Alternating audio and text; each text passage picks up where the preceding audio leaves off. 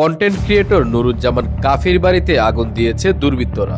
এতে পুড়ে ছাই হয়ে গেছে কুয়াকাটার কলাপাড়ায় অবস্থিত তাদের বসতবাড়ি ও রান্নাঘর। পটুয়াখালীর কলাপাড়া উপজেলার fire service station officer Mohammad Ilias Hossain বিষয়টি নিশ্চিত করেছেন। জানা গেছে, রাত 2টার দিকে বাড়ির সবাই যখন ঘুমাচ্ছিল তখন বাড়িতে আগুন লাগে। টের পেয়ে ঘরের সবাই দ্রুত ঘর থেকে বের হয়ে আসে। এতে কোনো হতাহতের খবর পাওয়া যায়নি। নুরুজ্জামান কাফির বাবা মাওলানা মোহাম্মদ ABM হাবিবুর রহমান জানান, ঘরের কিছু নেই, সবকিছু শেষ হয়ে গেছে। Fire service station master Mohammad Ilias Hossain জানান, রাত 2:15টার দিকে মোবাইল ফোনের মাধ্যমে জানতে পারেন নুরুজ্জামান কাফির বাড়িতে আগুন লেগেছে। এরপর সেখানে গিয়ে দেখতে পান আগুন সিলিং এ উঠে গেছে। তবে তাদের গোয়াল ঘরটিকে অক্ষত রাখতে সক্ষম হন ফায়ার সার্ভিস কর্মীরা। অমুকের বাড়িতে অমুক থেকে আগুন আছে, আমরা দ্রুত গিয়ে ওখানে দেখি আগুনের লেলিয়ান শিখা সর্বোচ্চ সীমায় আছে এবং ঘরের চারপাশে আগুন সিলিং এ উঠে গেছে, বুঝছেন। আর তার পাশে আরেকটা ঘর ছিল, ওইটা আমরা